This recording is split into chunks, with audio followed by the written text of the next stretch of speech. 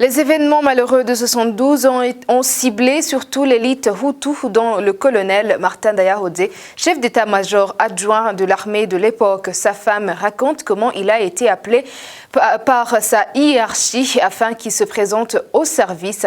Depuis le moment, il n'est jamais retourné à la maison. Son épouse, Rose Dayahodze, ajoute qu'après la disparition de son mari, l'armée est revenue pour perquisitionner sa maison avant qu'elle ne soit expulsée avec son bébé d'1 mois de naissance. Et puis il a dit, bon, cherche-moi les habits, les tenues de combat. Alors j'ai dit, mais comment ça se fait qu'on ne vous a pas envoyé une Jeep? Alors j'ai dit, bon, appelle les autres officiers pour voir ce qui se passe, si vous pouvez partir ensemble. Alors il a appelé un de ses collègues qui ont fait l'école ensemble, ils étaient à Boutari ensemble à l'école secondaire, Astrida. Et ils étaient à l'école militaire en France. Et puis le monsieur, on m'a appelé. Et puis ils se sont entendus qu'ils se rencontrent tout près de l'Athénée Royal. Et il est parti. Alors quand il est parti, moi j'étais inquiète, mais il m'a appelé. Il m'a dit, bon, je viens d'arriver, j'ai vu les autos qui ont été brisées, puis les autres incendiés. Il a dit, je vais vous donner des nouvelles plus tard. 6 heures du matin, il m'a appelé encore, il m'a dit, la situation n'est pas claire. Si on m'envoie à l'intérieur du pays, je vais vous aviser. Alors, vers 2 heures du matin, non, de l'après-midi, quand j'ai vu que mon mari ne m'appelait pas, j'ai appelé chez son collègue et c'est lui qui a répondu au téléphone. J'ai dit, comment ça se fait que vous n'êtes pas parti alors qu'on a convoqué tous les officiers?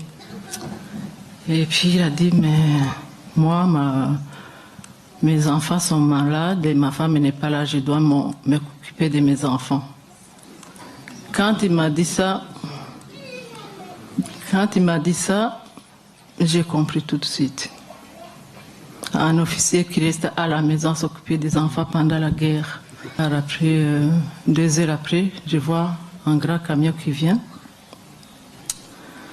Et je pensais que c'était lui qui venait.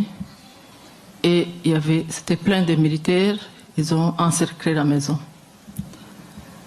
Et puis il y a un officier qui est venu avec un mandat de perquisition. Je lui ai dit, vous ne pouvez pas perquisitionner chez moi. Mon mari est au travail, il m'a appelé. Il a dit non, on doit entrer. Et puis ils sont entrés. Et puis ils se sont positionnés sur toutes les portes. Ils ont commencé à fouiller. Et puis il y avait même des militaires autour. Il y en a que je regardais, j'ai dit, bon, si je lui dis, il ne va pas me croire.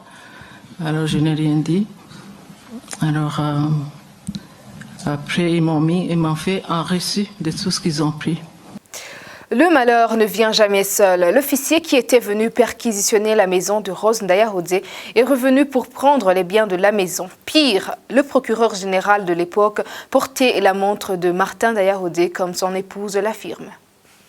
3 jours après, le même militaire qui est venu perquisitionner chez moi, il est venu pour me dire, vous avez pris la clé de la maison du gouvernement. Il faut les donner. J'ai dit, je n'ai pas cette clé, je l'ai laissée dans la porte. Il dit, non, il faut venir. Alors je sors, j'arrive en bas, je trouve une Jeep avec 6 militaires armés avec les mitraillettes. Alors ils m'ont mis devant le chauffeur et l'officier, ils m'ont amené là où j'habitais. J'arrive là, je trouve un monsieur, un militaire que je connaissais. Et puis, il avait les yeux rouges, il avait changé complètement.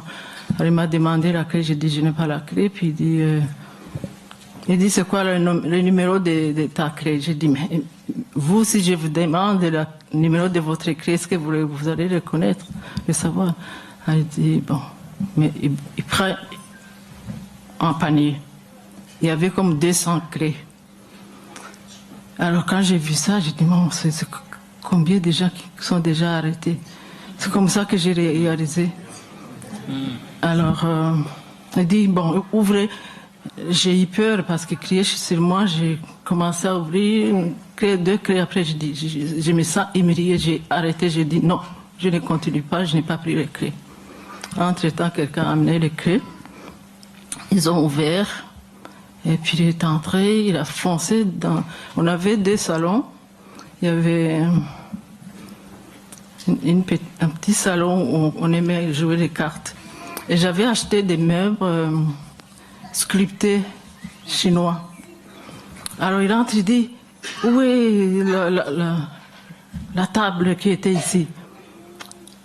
J'ai dit non, ce que vous ne voyez pas ici, c'est à moi. Alors j'ai réalisé que ce monsieur, on n'était pas amis. Mais un an avant, il avait commencé à venir chez nous. Alors il avait déjà repéré les choses qu'il allait prendre de la maison. Alors maintenant, il envoie quelqu'un pour téléphoner. Bon, la clé était à l'état-major, donc il a pu ouvrir. Donc il envoie quelqu'un pour téléphoner en camion du gouvernement. Ils m'ont suivi, là où j'étais. Ils ont chargé toutes les choses, mes affaires personnelles. Et j'avais les reçus. J'étais organisée, j'avais toujours les reçus. Alors je suis allée avec eux pour leur montrer qu'on n'a pas volé les choses du gouvernement. Il a pris les reçus, puis il l'a mis dans sa poche, et puis il m'a chassé. Le lendemain, j'ai appris qu'il a chargé toutes ces choses, il a amené dans sa maison de campagne. Donc, le 6 avril, mais le 6 mai, c'est là qu'ils ont lancé un communiqué pour dire que ceux qui ont été arrêtés ont été jugés par la cour martiale et exécutés. Ils n'ont pas donné de nom. Une semaine après, les gens ont vu que le procureur général portait la montre de mon mari.